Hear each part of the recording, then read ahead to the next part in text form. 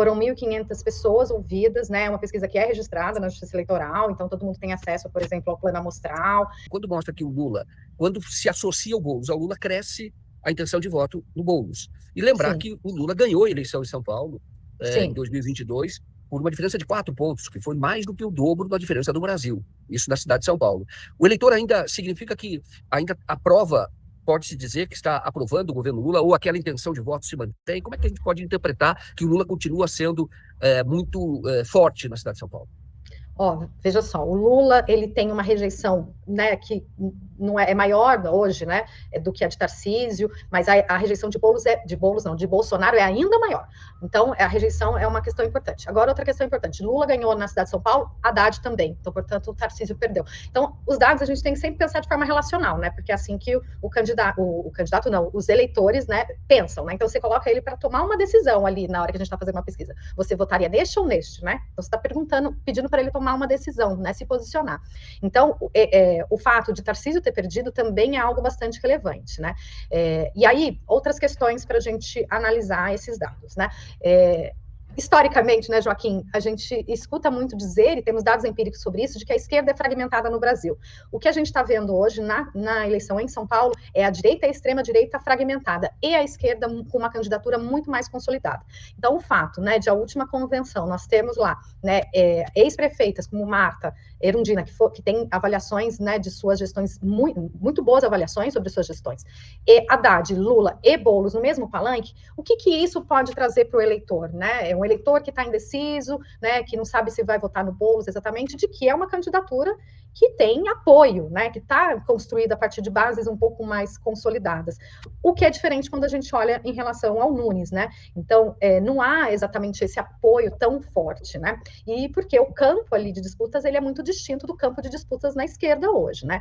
Então, você tem ali o Pablo Marçal, que ao se apresentar como pré-candidato já ganha uma intenção de voto, já conta uma intenção de voto bastante alta, né? Passando ali a Tabata, que já vinha construindo uma pré-candidatura já há bastante tempo, e um apoio do Bolsonaro, que não é um apoio tão explícito, tão forte, tão consolidado como o apoio de Lula em relação a Boulos, o que pode ser ruim para Nunes ou não, né? Então, ali a coisa é muito mais difícil dele decidir. Ele vai prescindir do apoio de Bolsonaro, mas ele vai querer receber esse apoio de uma forma tão intensa nesse momento, né? É uma decisão que eles vão ter que ir tomando a partir de dados de pesquisas, que certamente eles estão fazendo.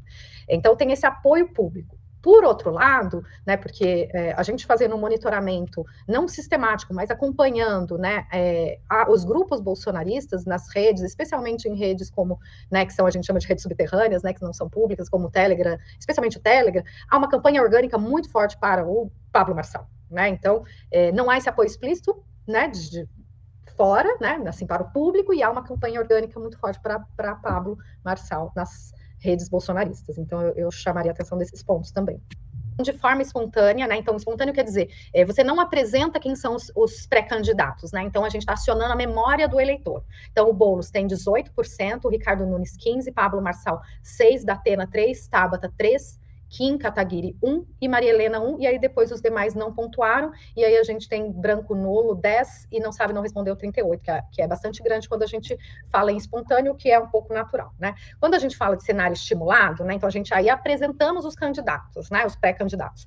Boulos com 26, Ricardo Nunes com 22, Datena 12, né? Então a gente já tem uma alteração aqui para Datena e Pablo Marçal, que vem com 11, Tabata Amaral 5, Kim Kataguiri 3, Maria Helena 2. Então, quando a gente percebe o ranqueamento, ele não muda o percentual, porque a pessoa, então são esses, né? Então a gente tem uma alteração nesse sentido.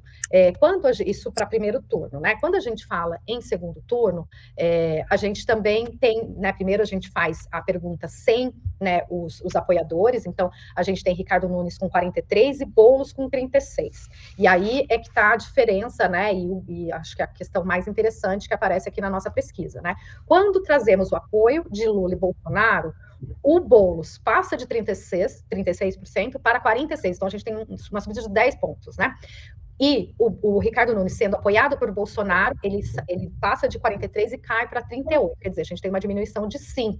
Né? Então, esse cenário, né? Então, a gente está trabalhando com cenários. Quando a gente coloca o Tarcísio, né, Lula, né, para Boulos, e Bolsonaro e Tarcísio para Nunes, a gente tem o mesmo cenário continua para Boulos, ele tem um aumento de 10%, e o mesmo cenário continua, né, para Nunes, 5, né, ele perde 5 pontos.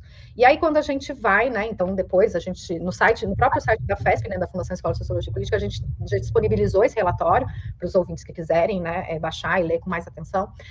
Quando a gente está ali no segundo turno, apoio aos vices, né, então, Boulos com Marta, né, ele passa de 36 e vai para 46, então 10 pontos, então a gente tem algo bastante, né, constante, e o Nunes perde mais 2, o que está na margem de erro, né, então o Nunes passa de 43 para 36. Há indicativos, né, de uma percepção de campo de que as pessoas podem votar no Pablo Marçal, caso a candidatura de Ricardo Nunes não se mostre viável, e não o contrário. Justamente pelo que eu disse, né, de ter uma campanha orgânica bastante forte, né, em prol do Pablo Marçal nas redes bolsonaristas. Ao contrário, a gente não percebe tanto, mas ideologicamente eles estão mais próximos, então dá para a gente imaginar que votos no Marçal iriam mais para Ricardo Nunes do que para Boulos, né, então essa é uma questão importante. Mas há o elemento da rejeição de Bolsonaro, que são os cenários de segundo turno que nós colocamos, né, então esse é um elemento também bastante interessante. O fato é que o Pablo Marçal entrou na disputa e mudou bastante, né, o cenário mesmo. E o caso do Datena, porque o Datena, ele sempre desiste, e a possibilidade que desista também é muito grande, até porque ele hoje, na TV Bandeirantes, ele ganha muito bem, é difícil que ele deixe de ser apresentador, ele teria que deixar para ser candidato. Muda alguma coisa? O que muda? É possível? É possível que a gente, porque o Datena ele pontua bem em algumas regiões, né, que são eleitores mais próximos ao Ricardo Nunes e não ao Boulos em primeiro turno, né, então o Boulos tem, né, um perfil de eleitor que é classe média, universitário, algumas regiões mais jovens. O Datena ele entra em outro perfil que é mais próximo ao do Ricardo Nunes. Não conseguimos mensurar exatamente essa transferência de voto, mas há um histórico do Datena de mais aproximação com Boulos do que com Ricardo Nunes, né? Mas a ver, né?